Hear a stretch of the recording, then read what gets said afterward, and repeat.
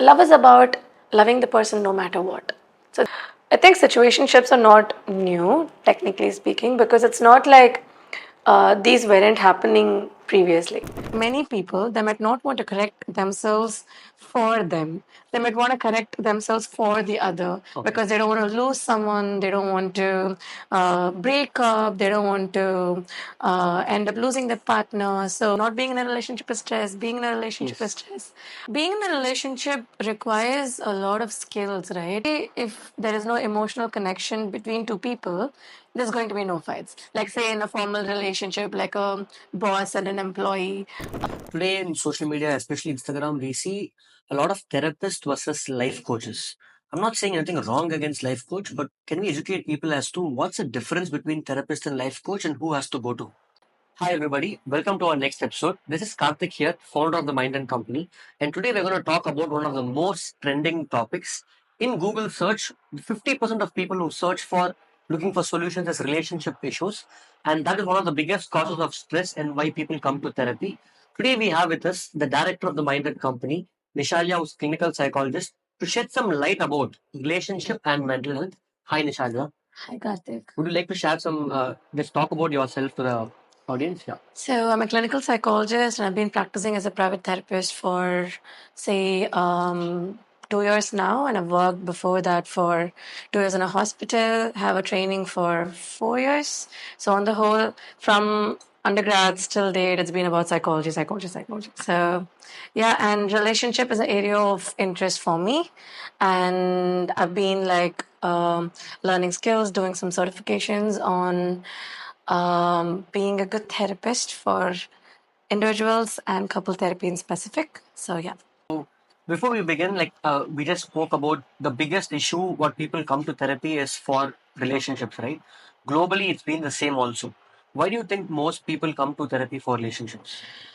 At the end of the day, right, most of the individual's problem sort of is in relationship with something or with someone. And it doesn't have to be necessarily romantic relationships. Relationship with a friend, relationship with family members, relationship with their own children. So it can be anything, but at the end of the day, it's relationships. Yeah. And probably the reason why romantic relationships are becoming a little more stressful is because of the fact that every other issue that you're not dealing with in other relationship, it sort of spills over in romantic relationships because it's a lot more intimate than any other relationship. Correct. So yeah. So is it true that like what how Google says that most people who come to therapy, let's say out of 100 people who come to therapy for a company or a therapist, around half could be relationship? Maybe. In my practice, I think I would say it's more than half. More than half. Okay. But I think so because statistics shouldn't be lying, right? Got it. So I think it is true, or it makes sense, right? Logical sense also, because at the end of the day, many people they might not want to correct themselves for them. They might want to correct themselves for the other because they don't want to lose someone. They don't want to break up. They don't want to end up losing their partner. So maybe that's one of the main reasons why the statistics becomes like that, like half and half. Today's age, most people seek to be in a relationship. Let's say somebody wants to be in a relationship and they're not able to be in one. Does that affect their confidence and self esteem and how should they deal with it? I think the question that you're asking about will not being in a relationship or not being able to be in a relationship would affect their self esteem or confidence. Um, there is a possibility, of course, but I think it also depends on the phase of life that they are in, their age, and certain other factors. But I also see an increasing rate at which even younger people, like say adolescents, as young as I don't know, 13 or 14, they would have a boyfriend or a girlfriend. So when you look at that, I think it's possible if much older people have never been in a relationship or have always been single, it sort of does make them question their own self worth. What do I lack because of which I'm not in a relationship? Or why is someone not choosing me? Is there something that I have to do for them to choose me? Or why am I not worthy of that person? So I think it can have an impact on your self worth and how confident you can feel about yourself. So this is one side of it where people are stressed because they're not in a relationship. But on the other side, people who are in the relationship also go through stress. So what is on the other side? Um, the other side of why people in relationships also have stress, like not being in a relationship is stress, being in a relationship is Yes. stress. uh, Being in a relationship requires a lot of skills, right? Because you're actually in contact, like in touch with another person. So it requires you to have good communication skills, good emotional regulation skills, where you're able to take care of your emotions before you're spilling your emotions Okay. out, and how you take care of yourself in terms of your everyday activities and what boundaries you have, and all of that.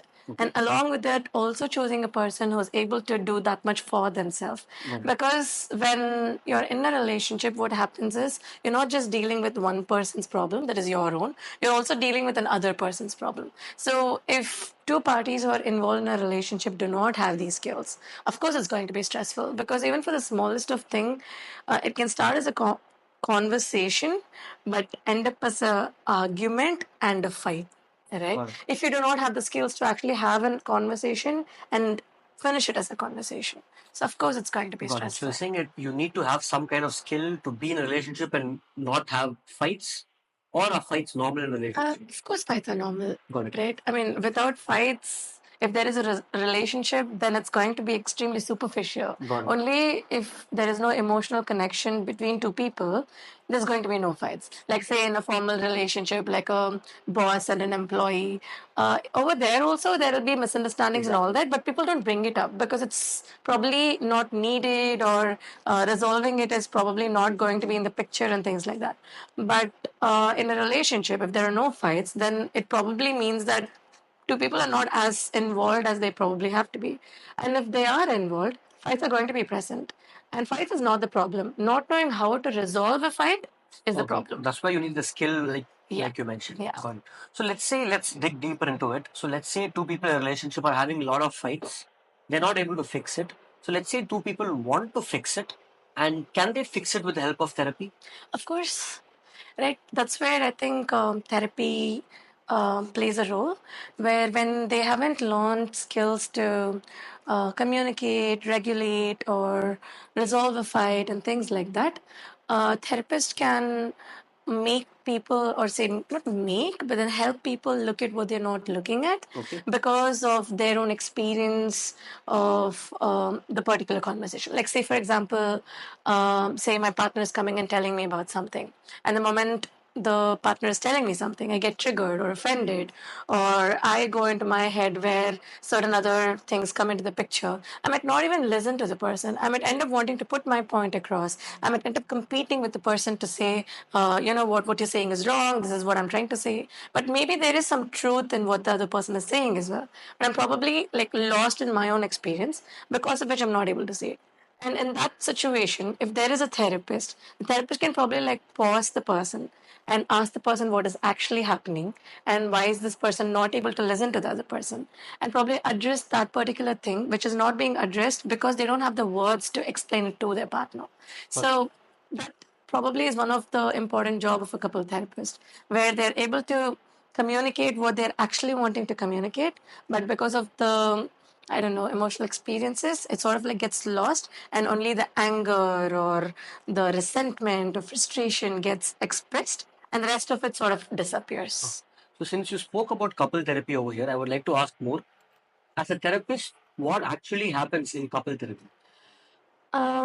Typically, in a couple therapy session, both the people are in the session, like assuming that couple is Yes. just like coming by themselves, not with families and things like that.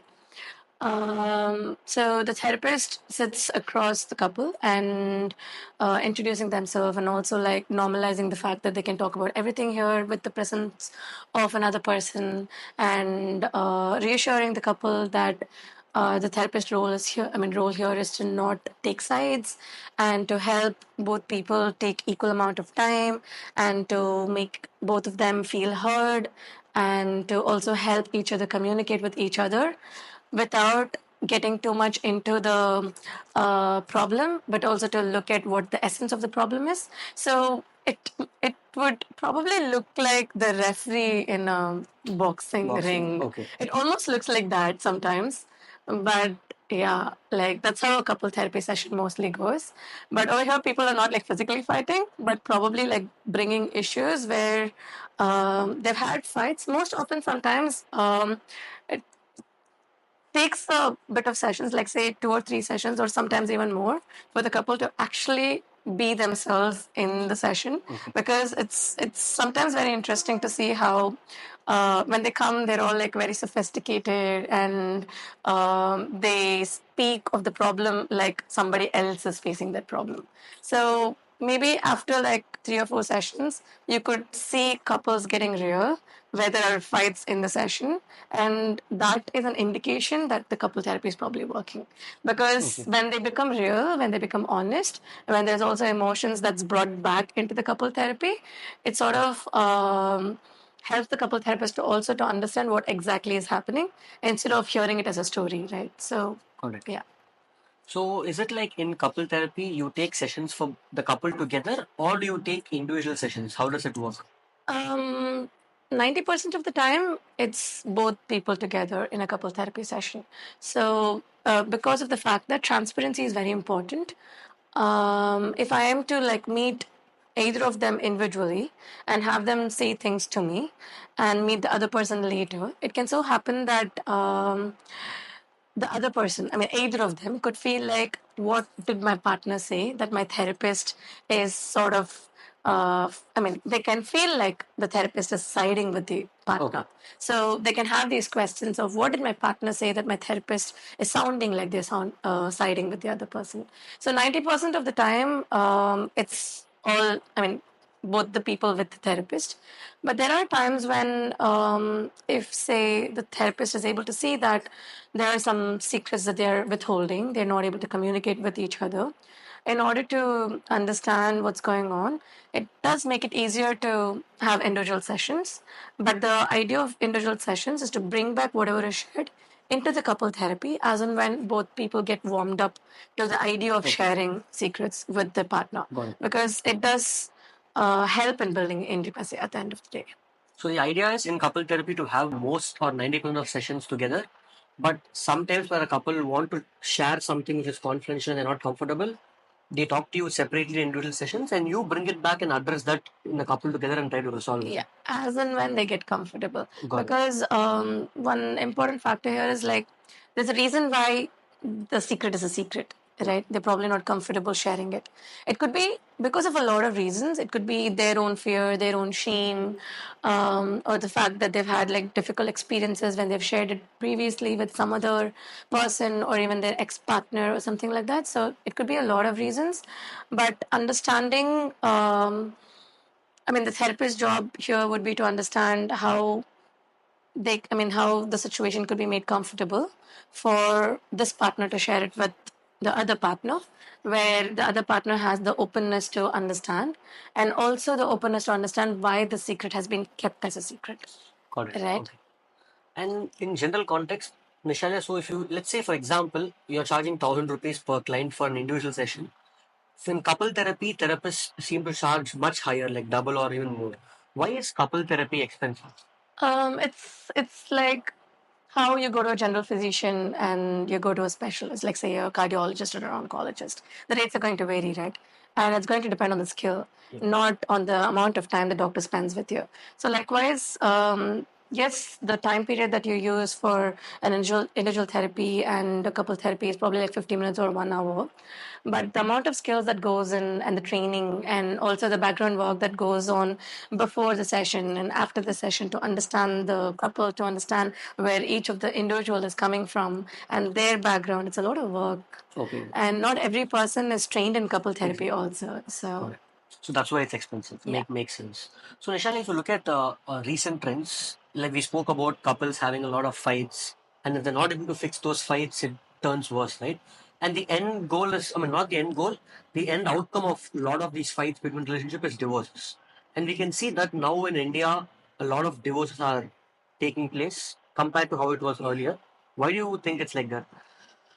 I think it's not a question for which I can have a very direct answer, because it's going to like land up very offensive on True. a lot of people, because why are divorce rates high in India, or why are divorce rates higher at this point of time? I can like list out like a number of reasons, Okay. starting from lesser amount of tolerance to Okay. abuse and tolerance to a lot of maltreatment in relationships. Okay. Because if you look at it, I think in the previous generation, at least, like say, because the question was more on why is it in India, um, parenting or bringing people up was not about empowering them. Bringing people up was about rearing them in a particular manner, conditioning them with this is how your life is going to look like if you get married. You don't have a choice. Once you get married, you have to stay married. Once you get married, irrespective of what your life is going to be, that I'm going to say a Tamil statement here. A lot of women are brought up with this idea that Kallanalam Kanavan, Pullanalam Purushan, where no matter what, irrespective of what your husband does, once you're married, you don't have a place to come back home. Like you're given away. Your husband's house is your house, where even if you want to, you don't have a choice, because one, education is not there. Two, even if they're educated, they're never allowed to work. They're educated because it becomes a qualification for how good a mother they can be to bring up their children, right? So education, either education is not there, or financial independence is not there, or a family support system is not there, or the confidence in their own self is not there, where they're extremely dependent. But in today's situation, not just about women but even men, right, I think the tolerance towards maltreatment or disrespect, or any sort of situation in which I'm repetitively going to be let down, I'm not going to let that be, because I deserve better. So that feeling probably is one of the reasons why divorce rate is high. Also, because a lot of people are empowered to the extent where if I'm going to be treated badly, I might as well not be in this relationship, because I might as well have my own peace where I'm not having to put up with the person who's treating me wrongly. Yes.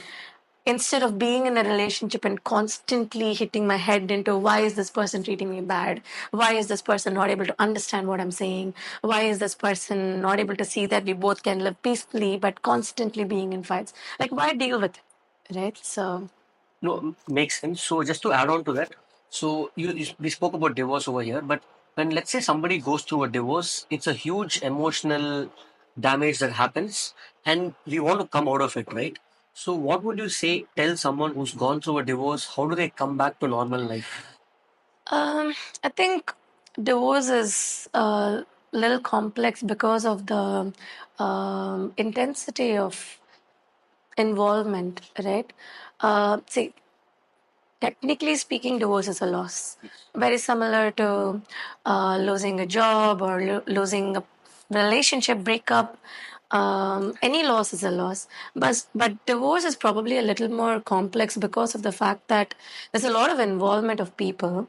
And then there are a lot of I don't know, answers that's given, and there's a lot of futuristic ideas that you've built in context of the marriage, where you've had dreams and you've had fantasies of this is how your life is going to look like, where there could have been a lot of adjustments, compromises, and changes that you've made within yourself to fit into the relationship and things like that. So, why does divorce become complex? It's probably because of the involvement the person puts into the relationship.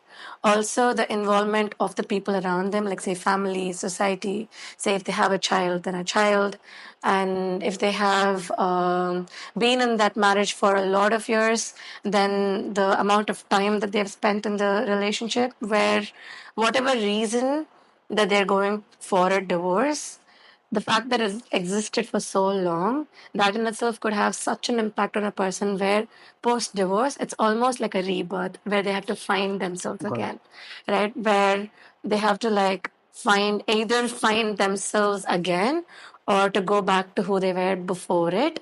It's going to take a lot of time to like heal from the pain and to become the person they want to be as a newer, like basically a newer version of themselves, right? So of course divorce is like a lot more complicated than, because of all the intensities. So, Nishaya, you were talking about the complications in divorce, right? One of which you mentioned being a single parent. So, how would therapy help a single parent in divorce? um the main goal of therapy would be to like empower the individual first to feel like they are capable of doing things, because very often when people make a decision of divorce, there'll be a lot of factors that has got them to the place, right? One of those factors could also be a dissolved sense of self. So it's very important for them to start feeling like they can do something. And the fact that they have another human being, a child involved, who's dependent on them, could feel overwhelming and could feel very painful because, hey, I'm not able to take care of myself.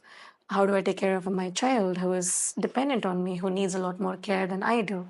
Right? So, think I often tell clients who probably are filing for divorce, when they have like doubts of should I go for divorce.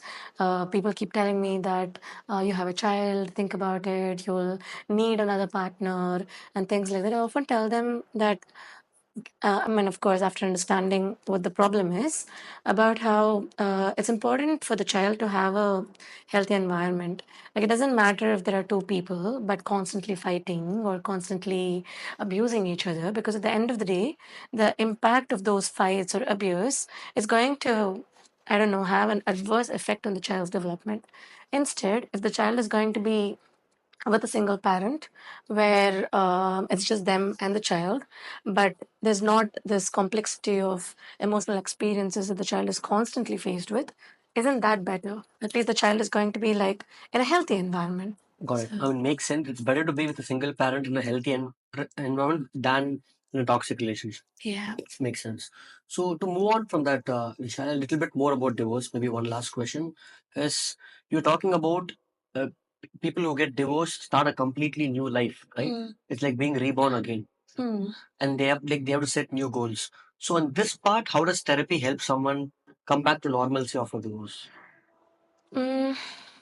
I mean, divorce, post divorce, people do find themselves again. I wouldn't say a completely new life, Okay.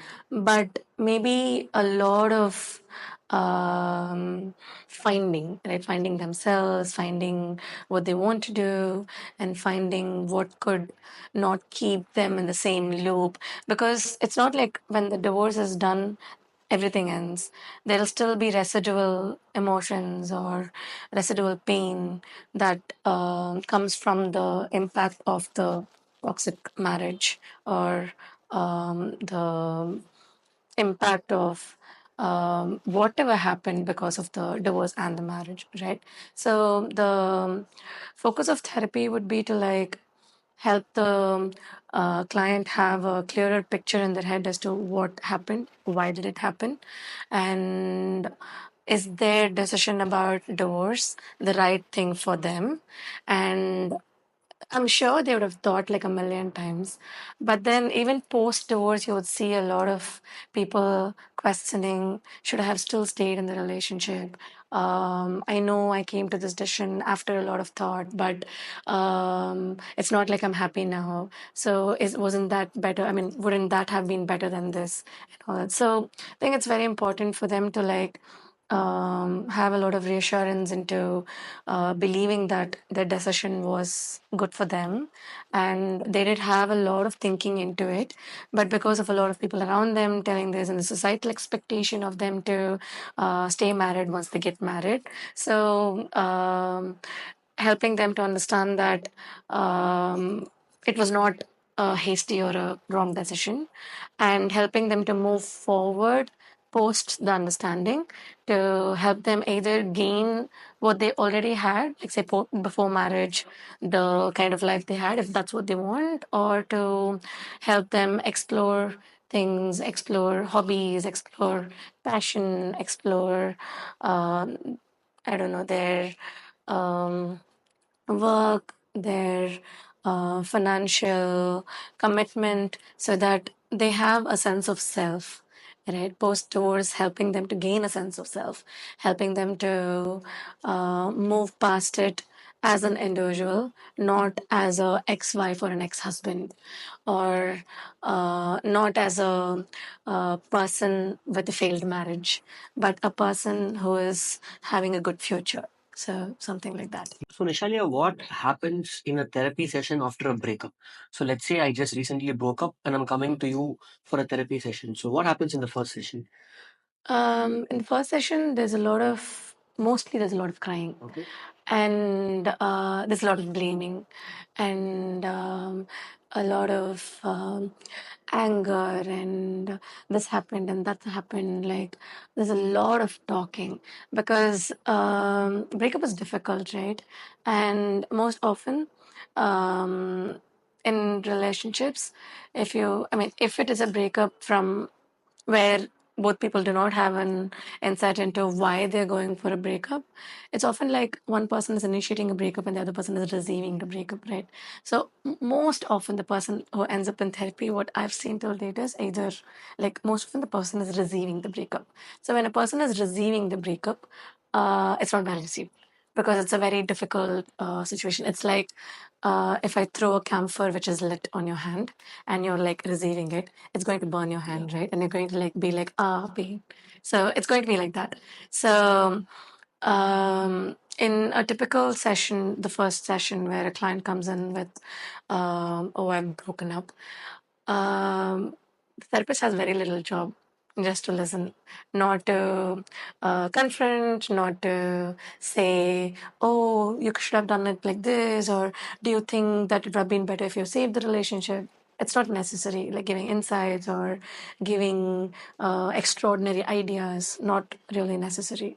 Just to listen, where they have the space to vent out, they have the space to not be judged, because sometimes it can also so happen that people are coming to a therapist because they've exhausted all their friends already, because the friends are also tired of listening to the story.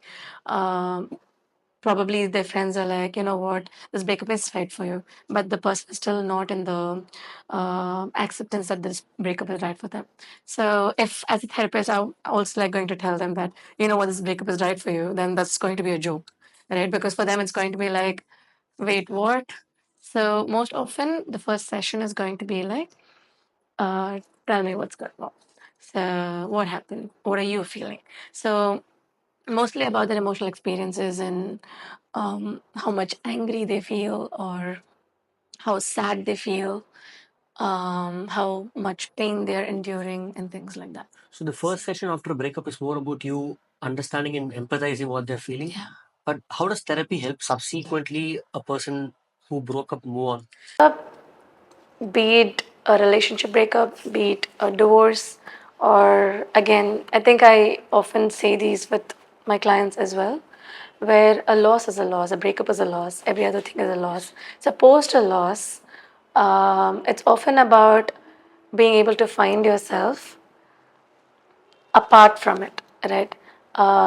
Because while you're in a relationship or while you're you're looking at yourself as a part of a job or part of something, you're going to start looking at yourself um, as to what that does for you or what you do for it, and how you and the person or the thing is related with each other, right?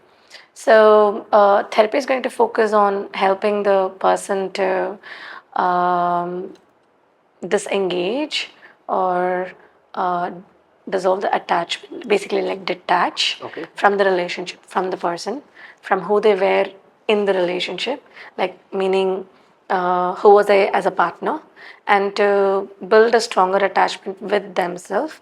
That is, I have a good relationship with myself. So building that and helping the person to help them imagine a life with themselves without the partner being present, Got it. where they are somehow happy, or somewhere there is peace, somewhere there is lesser pain, somewhere there is more joy. So, It makes sense. And I like my analogy where you used earlier, where most people who come to therapy after a breakup are the ones who are at the receiving end of a breakup. Where you said it's like throwing a camphor with fire and it hurts.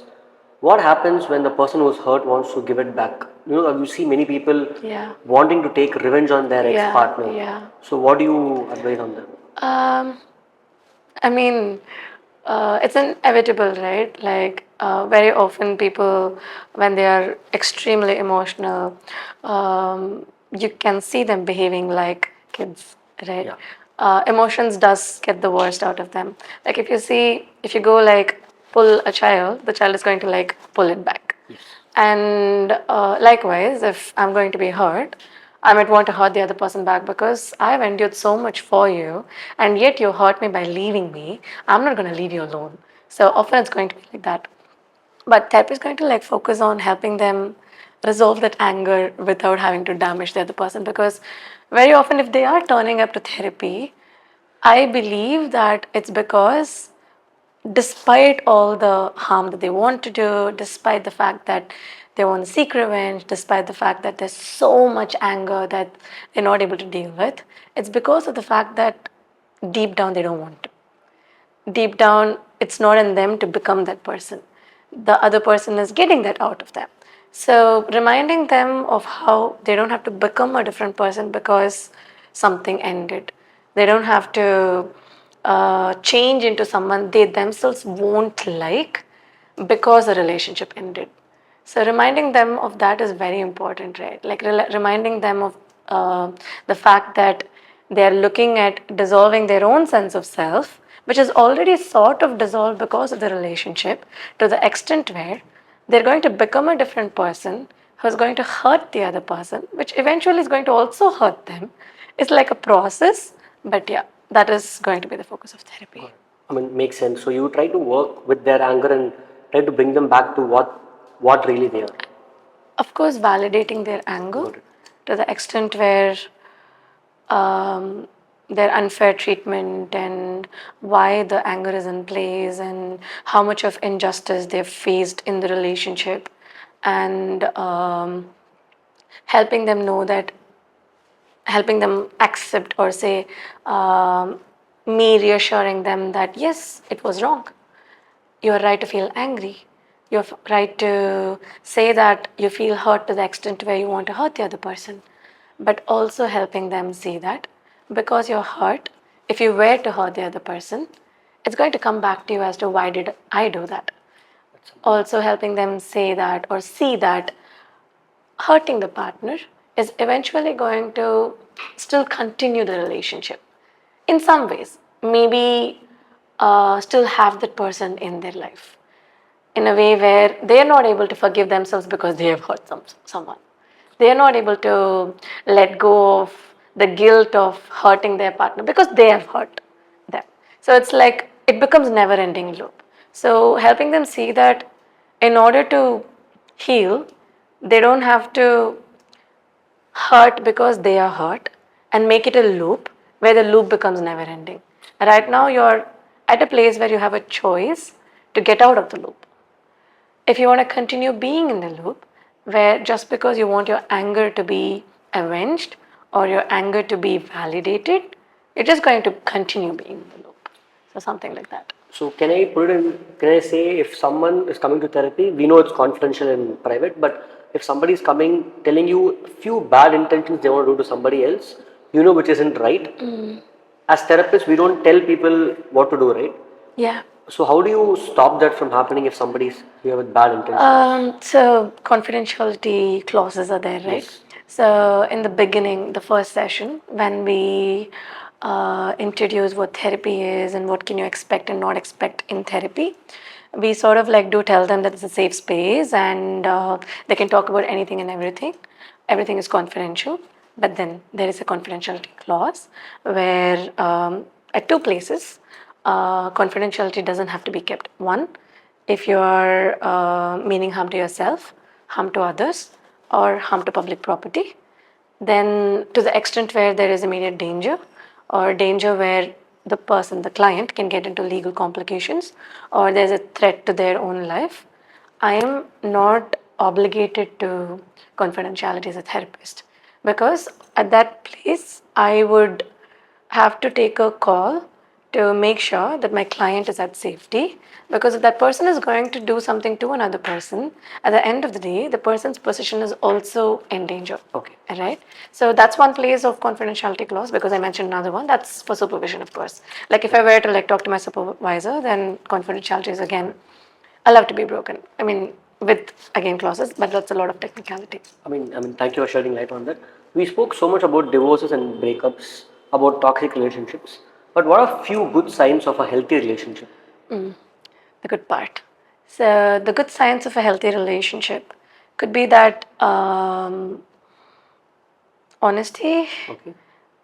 commitment to put in efforts, and to not see every fight as the end of the relationship, but to look at fight as a possibility of getting closer to each other and having a good sense of self by their own self, where they have good hobbies, they have good friendships, they have a decent enough relationship or a healthy relationship with their family, and they have a good work life balance. I mean, as individuals being able to like have a good life, so that in a relationship they're able to like do that, being able to set boundaries, being able to say no, being able to um, exercise their own habits and their own routines without completely dissolving it for a partner. All of these could be good signs of a healthy Makes sense. Like relationship. all those points make sense. And often people who are in a toxic relationship don't see the red flags until they're out of it. So is so what are the few red flags in a relationship from what you've seen? I think I would like to tweak the question a Yes, little yes. bit. I don't think they don't see the red flags until they're out of it. Okay. They would be able to see the red flags while they are in it, but they would probably be with this unimaginable sense of hope, That right? it will change. Or this blinded belief where they will change, or if I stay long enough, this will become better, or it's okay, it's just this one thing, or it's okay, I've seen worse. So let this be. So most often it's not that they won't be able to see the red flags. Most often it is that they would probably like let go of the red flags.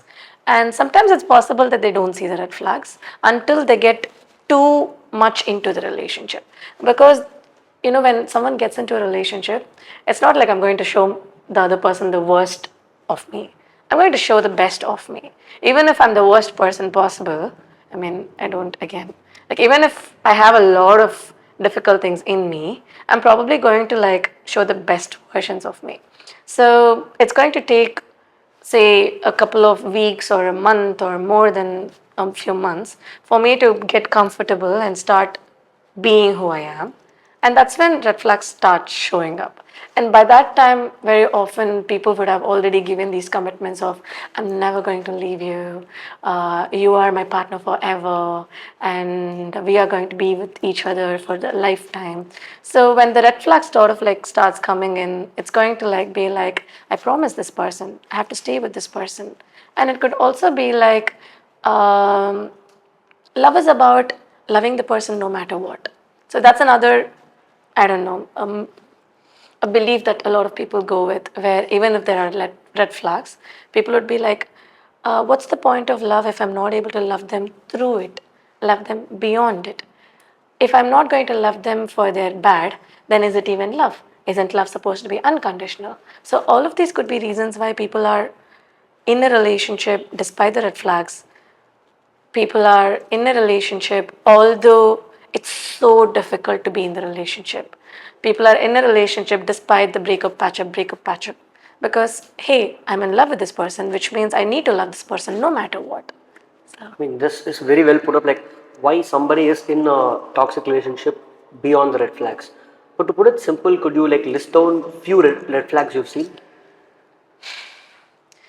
I think information is available everywhere Yes. now, where if you type out red flags in a person, you'll We be able get to so many see lists. a Yeah. lot of gaslighting, manipulation, negative view of world. It could go to controlling and a lot of things.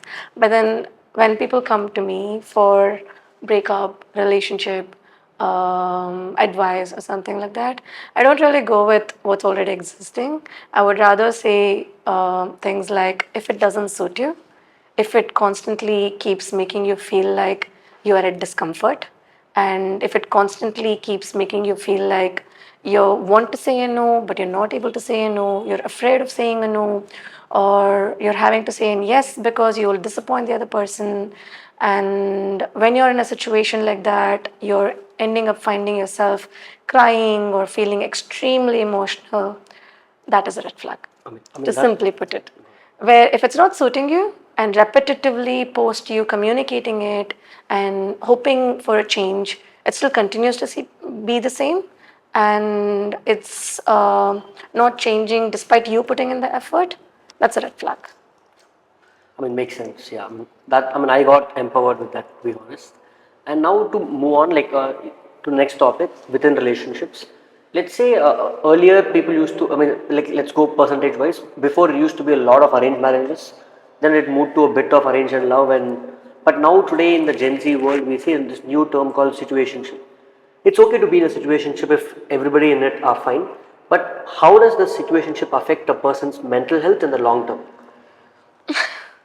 So, about situationships, I think I need to learn a lot more about what it Okay. works like. But how does it affect a person's mental health? I think situationships are not new, technically speaking, because it's not like these weren't happening previously. Maybe the term wasn't there. Okay. Okay. Yeah. But also, maybe the amount at which, or say the frequency at which you come across a person being in a relationship called the situationship is probably more in these days, Yes. right? So, the I think the term of a situationship in itself sort of speaks about how temporary it is, right? And how volatile it can be, where you never know when it's going to end, you never know what you can expect. You can't think about relying on the person because it's a situationship. You can't think about having that person as a support system, or having that person as a go-to, or having a person to talk to, because it's a situationship. So of course it's going to take a toll on your mental health, right? Where you're in a relationship with someone, but then that someone is just there for I don't know what, for certain reasons, like say physical intimacy, or just to hang out with each other, or to just give company to each other in their own expense, which makes sense. But I don't know if both the people involved in it are as clear as one person is, because if they are, then it's perfectly fine, because I know what I'm going to expect out of that relationship, the other person knows what they're going to expect out of the relationship, so I'm not going to expect too much and get disappointed. But if not, the fact that it's a situationship, and the fact that that in itself speaks about the temporary nature of a relationship, can have an impact on the mental health. Got it. So like you got to have that expectations straight, like you know what's going to come out of it. Yeah, you know what the other person is expecting, and you know that that's meeting your expectations as well. It's not like you know what the other person is expecting and you're okay with the expectation. That's very different, right? Like I should also have the same expectations like the other person does, because if not, I'm initially going to be okay with those expectations, but eventually I'm going to have more, because maybe I didn't sign up for a situationship. Maybe I thought the situationship is going to end up becoming a relationship. So the complexity of the situationship is that, in my terms, or say Yes. according to me, is that very often people in situationships might not have the clarity of what a situationship could be. Got it. If they do, there's nothing wrong in it. I mean, one thing which I learned was that this was already there before in different terms, but just that it's given more importance. Yes. Just a few more questions, Vishal. Yeah. Let's say of all of these things lead to marriage, and marriage is going to be the biggest relationship for people, right? Like the commitment of 20 years or 30 years. So let's say I'm dating somebody now for 6 months, 1 year, or 2 years, and the next big step for most people is marriage. So when is someone they get scared of marriage and commitment? So when someone's in a relationship, what is the thing that they're like, okay, we're ready for marriage?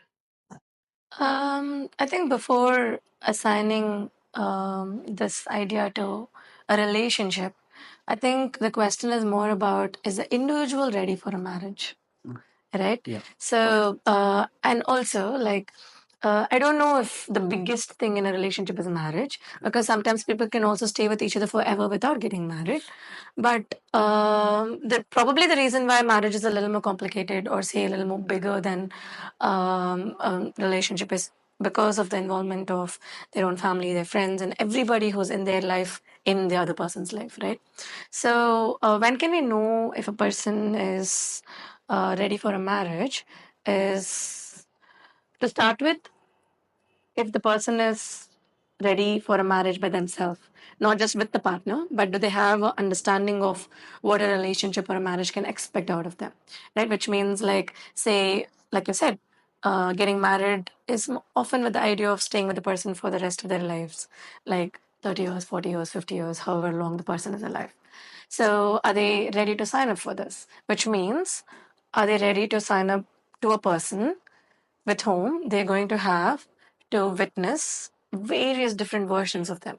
Because through the lifespan, I'm going to change, the other person is going to change. Am I ready to be open to the other person's change as much as me wanting the other person to be open to my change? So that would be the basic to being able to like look at the person as a family instead of looking at the person as just an external person, and to understand where the person is coming from, their background, their context, that is where they have lived, where they've been brought up, how does their family functions, and what are the I don't know, value system and gimmicks in their family, and what is allowed, what is not allowed, and what are their future ideas, and what do they expect out of themselves. So basically, a lot of talking and a lot of understanding of each other. But to begin with, again, re-emphasizing on the fact that a couple will be ready for marriage if both people involved in the relationship are individually ready for marriage without that person being present, right? So I will be able to get married to a person provided I am able to think of marriage for myself. I think very recently I said this to a client of mine where, they say when you meet the right person, you will know that um, you're ready to get married. But before you meet the right person, you should have the openness to meet the right person, right? Like you can be given with every right person possible. But because of the fact that you're not willing to put in the effort to make a relationship exist or to make the relationship go on, irrespective of you meeting the right person, irrespective of you being in the right relationship, it can still not be the it can still not lead to marriage. Very often they say if you meet the right person, then it's done. Like, it's a fantasy after that. You can live happily forever. But it doesn't work like that, right? Like in reality, even if you meet the right person, you need to put in efforts to make sure the relationship goes on. You need to put in efforts to make sure that the conflicts are resolved. So, for you to meet the right person and for you to have this relationship going on, you need to have the openness and the understanding that irrespective of who you meet, irrespective of meeting the right person, you'll still have to put in the effort. So any person can become the right person for you, provided you also have the intention to put in the efforts so that the relationship goes on, so that marriage also comes into the picture. But I mean, that's very well said, Nishala. To add on to that, I just have one more question. In any relationship, the first few years, they say it's honeymoon period, right? But in a marriage, it's life, it's about 30, 40 years. So how do you keep the spark for a long-term relationship? Mm, So, when I joke about this sometimes, okay, about how people keep the spark, right? I think in previous generation and all, how people kept spark is like having children after children, okay, because children itself bring enough spark, yeah, right? Where every child is different and every child is going to like come with their own problems and possibilities. So there is this newness in the relationship going on. But how do people like? Say, I think that's also one of the reasons why this பெரியவங்க say Okay. that குழந்தை பெத்துக்கோ எல்லாமே சரியா போயிடும். Okay. But it really doesn't work like that. It's, the reason why I said it's a joke is because of the fact that it doesn't work like that. Okay. So keeping the spark going, the reason why the question comes into the picture in the first place is everything becomes boring after a point of time. Everything, right? Anything that you do for a prolonged period of time, anything that you're in for a prolonged period of time gets boring. So if you know how to live your life in an interesting manner, you will also know how to take the relationship forward in an interesting manner.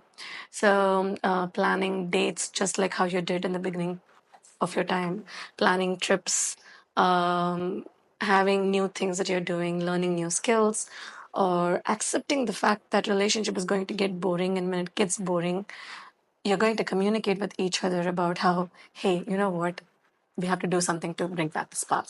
So being able to have your partner as your go-to, even if it gets boring, is what will keep the spark alive. Got it. So basically doing new things. Like say if your job gets boring, you don't necessarily have to always change your job. You can also think about doing something with your life where the boring job can be, because it's well paying. You've reached a place where you probably don't have promotions, and you've reached a place where you're completely happy with the income that you're getting.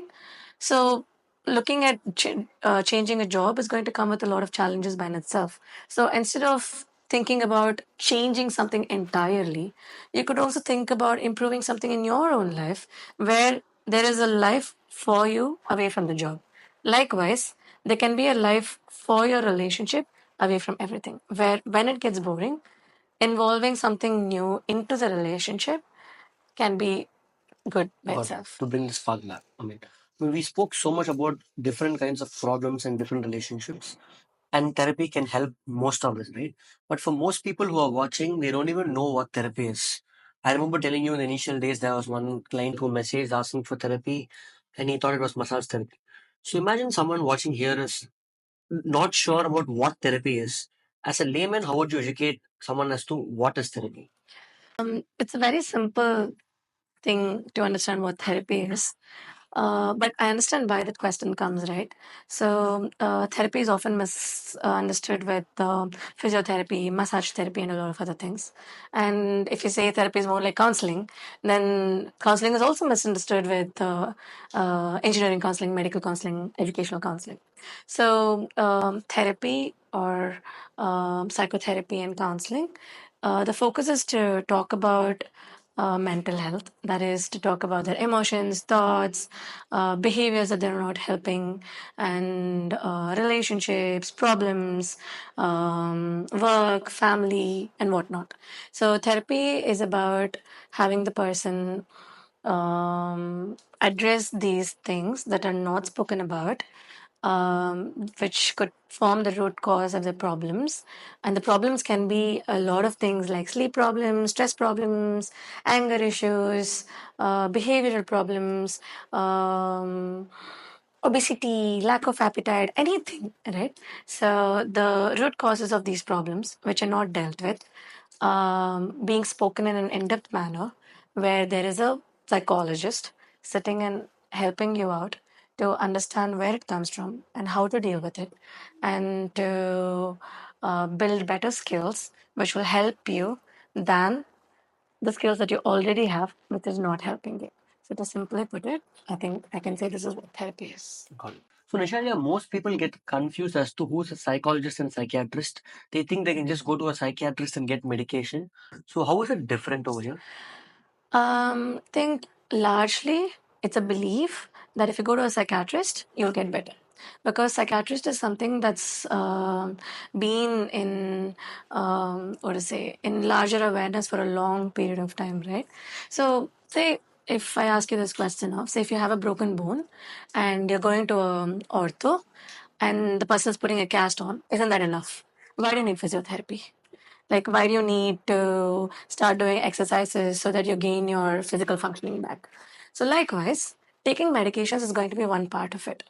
Post that, say, if you have like crying spells where you're uncontrollably crying, say you have like extreme mood swings or unstable mood where you're not able to control your mood, or you're extremely sad and don't have motivation whatsoever, for which you're taking antidepressants. That's just going to help you with having a baseline where you have a possibility of doing something. But the possibility of doing something will not automatically come to you unless you're probably made aware of it, unless you're probably like understanding what is making you not look at the possibility, what is making you forget the possibility. So that's the place where therapy comes into the picture, where you're made aware, you're given with tools to help yourself in building better motivation, and with the motivation actually using your behavior to do something. So I won't say medications are not important, but most often medications are not necessary. But in cases where medications are important, medications alone won't do the job. Along with medications, therapy will also be necessary to do the job. Got it. Just to add on to this, within therapy, we have three professionals, right? Counseling psychologist, clinical psychologist, and a psychiatrist. Could you throw light on the difference between these three and who should go to who? Um, so counseling psychologist and clinical psychologists and Psych. psychiatrist, right? Psychiatrists are MBBS doctors. I mean, MBBS and MD doctors, where they finish their MBBS, then they do their 3 year of psychiatry.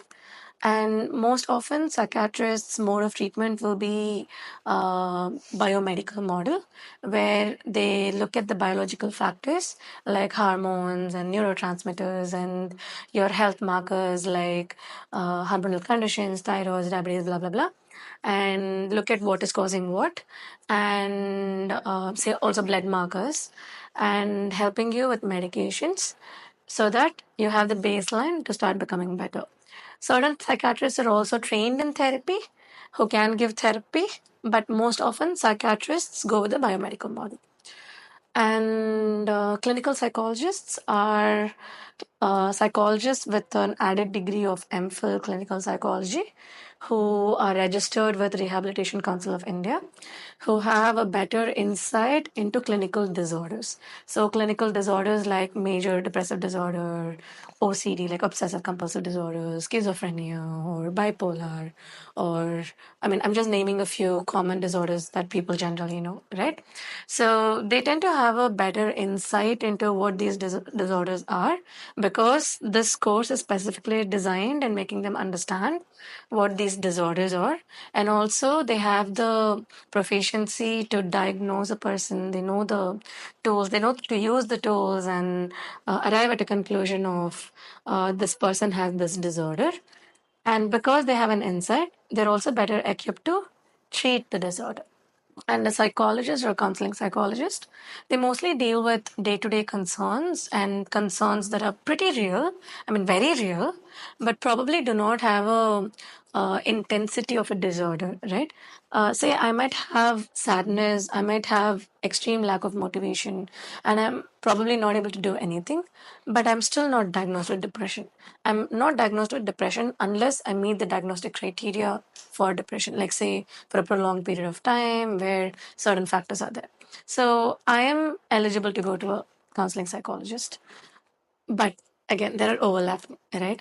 A counseling psychologist can be specifically trained in certain therapy, which can deal with certain particular neurotic conditions as well. Say, I can be a counseling psychologist who is trained in dialectical behavioral therapy. So I can see clients who have suicidal tendencies, who probably have borderline personality disorders, who probably have depression, because this therapeutic technique can equip the person with these things. So because there is an overlapping, I think it's difficult for a person like a layman to choose who they should go to. But I think that's the job of a psychologist, a psychiatrist, and a clinical psychologist to see if the client who's coming to them is able to, if they are able to fill in the need that the client is coming with. If not, having the awareness and the conscience to refer the person to the next person. Nishal, you threw a lot of light on as a professional. How do I see if I can see a client? But on the flip side, I remember us having a conversation recently where most people already have a stigma to take therapy, but when they start taking therapy, they're ending up with the wrong professional who's not licensed to take therapy and they're getting harassed or something, right? Or they're going to the wrong person who's not a therapist. Now, today in social media on Instagram, we see so many people calling themselves as therapists, even though they're not. This may be a little controversial, but as a professional, like to educate people in very simple terms without much technicalities, what should someone see before they pick a therapist and go talk to them? Um, it's not wrong to pick a therapist without knowing much about them, but I think it's important to ask your therapist in the first session as to what their qualification is and how long have they been doing therapy and what's the specialization and what kind of clients they mostly have, and to also understand if the therapist has the skill to deal with their problem, right? As a client, they can ask questions to the therapist. As a client, they're not stopped from having doubts with the therapist. If the therapist is not able to answer, that in itself can be the red flag of a therapist. Got it. The therapist not telling you about what their qualifications are and not telling you about what their specializations are can itself be a red flag. And my sincere advice would be to not go to a therapist. I mean, someone who calls themselves a therapist who does not have a professional course in psychology, because they might have learned skills in a crash course, and I don't have to explain as to what a quality of a person who has done a crash course will be versus a person who has done a professional course would be. Right. I mean, thank you for throwing light on the Nishalia. One last question. Today in social media, especially Instagram, we see a lot of therapists versus life coaches. I'm not saying anything wrong against life coach, but can we educate people as to what's the difference between therapist and life coach and who has to go to? Hmm. Um, I believe that everything works. Okay. But for, like you said, who has to go to who? That's the underlining fact there, right? So if I have deep rooted issues and if I have like problems that are not resolvable like this, and I'm not able to like figure my life out, despite me trying a lot of things, life coach is not going to work for you. A life coach is going to work for you if you are already doing okay in your life and you have somewhat motivation, but then you're not able to like put a put a finger on this and say, this is why I'm not able to do it, or put a finger on this and say, you know what, I'm not able to feel motivated enough to do it. A life coach will work. But say if there are problems which are complex, intertwined, and one above the other or one with the other, or I've been experiencing this for a really long time and my life has come to a standstill, a life coach is not going to help you, because a life coach is probably going to like coach you into something, right? Say coach you into becoming somewhere where you already know something about yourself, but say you have no idea as to why the problem is there, or you have no idea as to where to go from here. A life coach is probably not going to help you. Got it. So again, it's like, if I have to give you a metaphorical reference, it can be something like me doing a professional art course for 3 years to me going to a workshop and doing a liquid art, Got it. right? So that could be the I mean, difference. that's a beautiful metaphor, Vishal. I mean, thank you so much, Nishalia. We've spent almost an hour discussing about relationships and mental health. Do you have any final takeaways you want to share with our audience? Mm, nothing is hard if you put in the efforts, and nothing is difficult if you're open to understanding why it is going on like that, right? So have openness to know, have openness to put in the efforts, have openness to grow, and you're good to go. Thank you, Nishalia.